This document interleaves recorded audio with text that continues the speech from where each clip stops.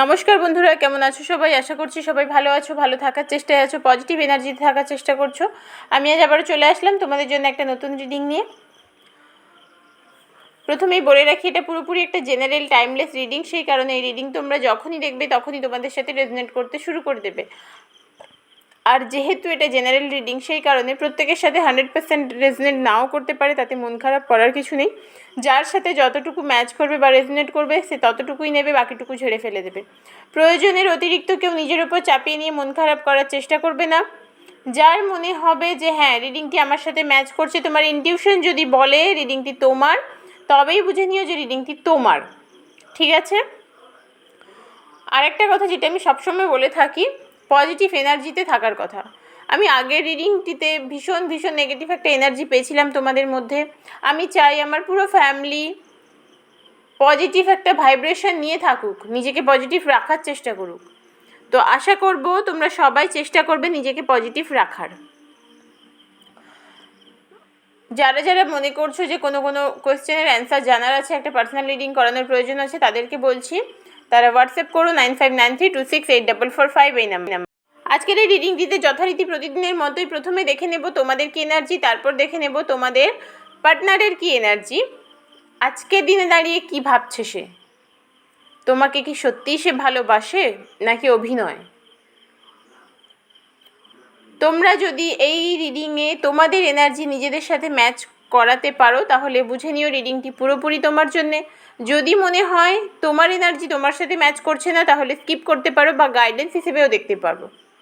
আশা করছি এই রিডিং থেকে তোমরা কোনো না কোনো গাইডেন্স অবশ্যই পাবে, যেটা তোমাদের জীবনে চলার পথে একটু হলেও কাজে লাগবে। সবাইকে আবারও একবার বলি, সবাই প্লিজ ফেসবুক পেজটাতে জয়েন করে যাও, সিভা ডিভাইন ট্যারো 33। আমি লিংক দিয়েছিলাম কমিউনিটিতে। তো তোমাদের এনার্জি আগের থেকে একটু হলেও পজিটিভ হয়েছে, কিন্তু ভেতরে মনের ভেতর সেই একই অবস্থা চলছে। ওপর থেকে হয়তো নিজেকে ভালো রাখার চেষ্টা করছো, প্রচণ্ড একটা চেষ্টা, নিজেকে ভালো রাখতে হবে, প্রচণ্ড একটা চেষ্টা করছো, কিন্তু একই অবস্থা আছে। ভেতরটা একেবারে এখনও পর্যন্ত নেগেটিভিটি নিয়ে আছে ভেতরে, এই জন্যে কষ্ট পাচ্ছ, যন্ত্রণা পাচ্ছ, কান্না হয়তো পাচ্ছে। মানে সে একটা অবস্থা হয় আমাদের না, যখন কাঁদতে ইচ্ছা করে কিন্তু কাঁদতে পারি না, মনে হয় চিৎকার করে কাঁদি কিন্তু কাঁদতে পাচ্ছি না, সেরকম অবস্থা এই মুহূর্তে তোমাদের হচ্ছে। অনেকের ক্ষেত্রে থার্ড পার্টির জন্য তোমাদের সম্পর্কটা নষ্ট হয়ে গেছে, থার্ড পার্টির জন্য তোমাদের সম্পর্কে দূরত্ব, মানে খারাপ ব্যবহার পেয়েছো তোমরা, থার্ড পার্টির জন্য তোমাদের সম্পর্ক নষ্ট হয়েছে। আজকে যারা রিডিং দেখছো 90% মানুষের ক্ষেত্রে থার্ড পার্টির জন্যই সম্পর্ক নষ্ট হয়েছে। এবং থার্ড পার্টি কোনো ফিমেল পার্সন হচ্ছে থার্ড পার্টি। সেটা হতে পারে ফ্যামিলি পার্সন, হতে পারে কোনো এক্সট্রা অ্যাফেয়ার, হতে পারে কোনো বন্ধু। তবে একটা কথা বলবো, খুব শিগগিরই তোমাদের জীবনে একটা সুন্দর একটা পরিবর্তন আসতে চলেছে। নিজের জীবনে, সম্পর্কের ক্ষেত্রে বলছি না, নিজের জীবনে একটা সুন্দর পরিবর্তন আসতে চলেছে। স্টারের কার্ড এসেছে। তোমরা অনেকেই জানো, যারা রিডিং দেখো, যারা ট্যারো ফলো করো, তারা অনেকেই জানো যে স্টার হচ্ছে ভীষণ পজিটিভ একটা কার্ড। ভীষণই পজিটিভ একটা কার্ড হচ্ছে স্টার। আর সেই স্টারের কার্ড এসেছে। তো তোমাদের জীবনে খুব শিগগিরই একটা মানে হিউজ পরিবর্তন, যেটা তোমরা ভাবতেও পারোনি, অনেক ভালো একটা জিনিস কিছু তোমরা পেতে চলেছ, যেটা তোমরা হয়তো ভাবতেও পারোনি। তোমরা প্রত্যেকে, আজকে রিডিংটা যারা যারা দেখছো, প্রত্যেকে কিন্তু ঈশ্বরের আশীর্বাদ ধন্য, অ্যাঞ্জেলের ব্লেসিংস আছে তোমাদের ওপরে, এই বার্তাই তোমাদের দেওয়া হচ্ছে। আরেকটা কথা যেটা বলার, তোমরা এই মুহূর্তে না পরিস্থিতির উল্টো দিকে যাওয়ার চেষ্টা করছো, সেটা একেবারেই করো না। স্রোতের অনুকূলে যাওয়ার চেষ্টা করো। আমরা যখনই স্রোতের বিপরীতে যাওয়ার চেষ্টা করব, তখন আমাদের লড়াইটা অনেক বেশি করতে হয়। সেই কারণে বুদ্ধিমান কাজ হচ্ছে, বুদ্ধিমান মানুষেরা কখনোই নিজেকে অত্যধিক লড়াইয়ের ময়দানে ফেলে না। কারণ আমি শুধু কেন অতিরিক্ত লড়াই করব, অতিরিক্ত পরিশ্রম করব, যে পরিশ্রমটা আমার করার কোনো প্রয়োজন নেই, সেই কারণে সবসময় চেষ্টা করো পরিস্থিতির সামলে চলার, পরিস্থিতির মতো করে চলার।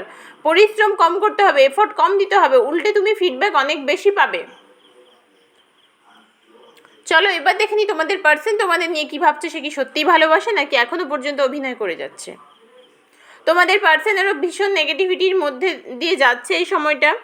তারও মনটা ভীষণ খারাপ, প্রচণ্ড একটা মানে একদম নেগেটিভ মানসিকতায় চলছে এই মুহূর্তে। ব্যালেন্স করতে পারছে না জীবনে, খুব একটা মানে উত্থাল পাথাল অবস্থা। এখন না পালিয়ে বাঁচতে চাইছে, ব্যাকস্টেপ করছে। নিজেকে কিছুতেই শান্ত করতে পারছে না সে, মানে নিজেকে ভালো রাখার জন্য সে অনেক চেষ্টাও করছে কিন্তু সে পারছে না। তার কোনো মানে কিছু করার নেই এই মুহূর্তে, সে চেষ্টা করেও কিছু করতে পারছে না। আর পয়সা সংক্রান্ত, টাকা পয়সা সংক্রান্ত বিষয়ে সে একটু নিজেকে নিয়ে ডিস্টার্ব আছে।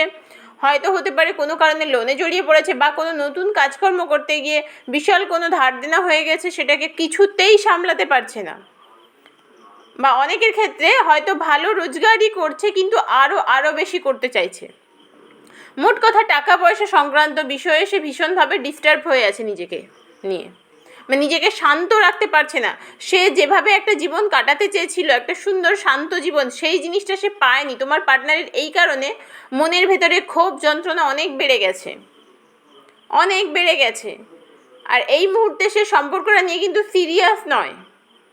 ও ভাবছে ঠিক আছে, আছে, আবার একটা সময় মনে হচ্ছে মানে ওই একটা দোটানার মধ্যে আছে আর কি, আছে থাক, আবার কখনো মনে হচ্ছে যে না ভালো হলে হতো। একদমই সিরিয়াস নয়, ছেলে বা মেয়ে প্রত্যেকের ক্ষেত্রেই বলছি, তোমাদের পার্টনার একদমই সিরিয়াস নয় সম্পর্কটা নিয়ে এই মুহূর্তে দাঁড়িয়ে। এই মুহূর্তে সে ভীষণ ক্যাজুয়ালি নিচ্ছে ব্যাপারটাকে। হয়তো সম্পর্কে দূরত্ব বেড়েছে, সমস্যা বেড়েছে, ঝামেলা বেড়েছে, তারপরেও তার কোনো সিরিয়াসনেস নেই। যা হচ্ছে হচ্ছে, একদম ক্যাজুয়াল। আর ওর মনের ভেতরটা প্রচণ্ড নেগেটিভ একটা এনার্জি নিয়ে এসে আছে। তারও ভীষণ মন খারাপ হয়, ভীষণ একা লাগে নিজেকে, কারণ তার শেয়ার করার মানুষ নেই, তার কথা শোনানোর বোঝানোর কোনো পার্সন তার কাছে নেই। সেই কারণে সে নিজেকে ভীষণ হারিয়ে ফেলছে। আর তার এই অবস্থায় কিন্তু সে তোমাকে সিরিয়াসলি নিচ্ছে না। দেখো আমি যা যা এতক্ষণ ধরে বললাম, কার কিন্তু সেই অনুযায়ী আবার চলেও আসলো। ওর জীবনে অনেক কিছু আছে, অনেক কিছু অ্যাচিভও করে ফেলেছে, কিন্তু তারপরেও পালিয়ে বাঁচতে চাইছে, ব্যাকস্টেপ করছে। মানে এত কিছু থাকার পরেও সে খুশি নয়, শান্তি পাচ্ছে না, নিজেকে একেবারেই শান্তি দিতে পারছে না। কিন্তু এই মানুষটি বরাবর চাইছে যে শান্তিতে থাকবে, একটা শান্তিপূর্ণ জীবন সে কাটাবে। আর পরিশ্রমও করছে, যথেষ্ট পরিশ্রম করছে। সম্পর্কের ক্ষেত্রে হয়তো সে এফোর্ট দিচ্ছে না সেই অনুযায়ী যতটা তার মানে দেওয়া প্রয়োজন, কিন্তু নিজের জীবনে, নিজের কেরিয়ারে নিজেকে ভালো রাখার জন্য যথেষ্ট এফোর্ট দিচ্ছে।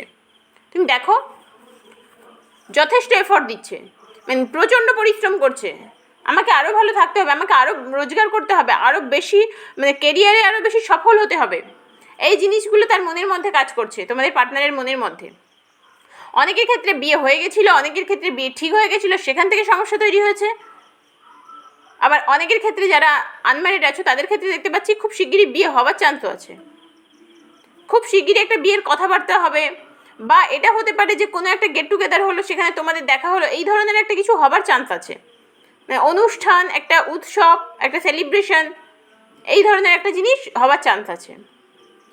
আবারও দেখো, আবারও একই কার্ড দিল, হ্যাংম্যান। একটু আগেই আমি বলছিলাম যে তোমাদের পার্সন না মানে নিজেকে ভীষণ হারিয়ে ফেলছে, সিদ্ধান্ত নিতে পারছে না কি করবে, কোনটা হলে মানে কোনটা করলে ওর ভালো হবে।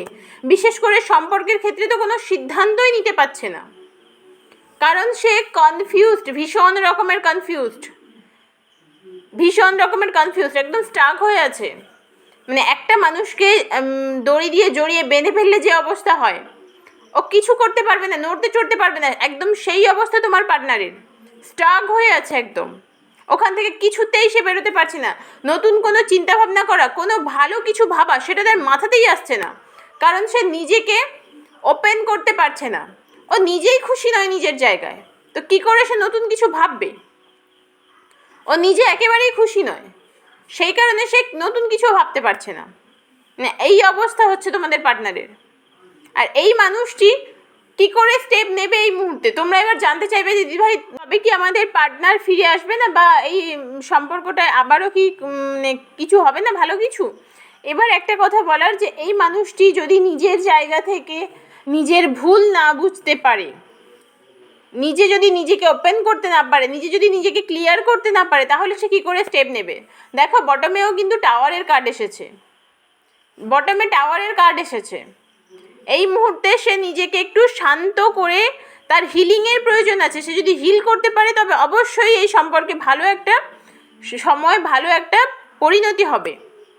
কারণ এই সম্পর্কে যেমন নেগেটিভিটি আছে তেমনি পজিটিভ কিছুও আছে, একেবারে সবটা নেগেটিভ তা নয়। এইখানে যদি টাওয়ারের কার্ড না আসতো, এখানে যদি ডেভিলের কার্ড আমি পেতাম, কখনোই বলতাম না যে একটা আবারও একটা যোগাযোগ হবে। কিন্তু যেহেতু আমি টাওয়ারের কার্ড দেখতে পাচ্ছি, আমি অবশ্যই বলবো এই সম্পর্কে একটা ভালো পরিণতি হবে, কিন্তু সেটা সময় সাপেক্ষ ব্যাপার। তোমার পার্সনের হিলিংয়ের প্রয়োজন আছে, সে যদি নিজেকে হিল করতে পারে, নিজেকে শান্ত করতে পারে, নিজেকে ওপেন করতে পারে, সে অবশ্যই একটা ভালো স্টেপ নেবে, নিজেকে ভালো রাখার কথা ভাববে, পার্টনারকে ভালো রাখার কথা ভাববে এবং তোমাকে যথেষ্ট সম্মান করবে, যথেষ্ট সম্মান করবে। কার কার সাথে রেজোনেট করলো আমাকে কমেন্ট করে জানিও অবশ্যই।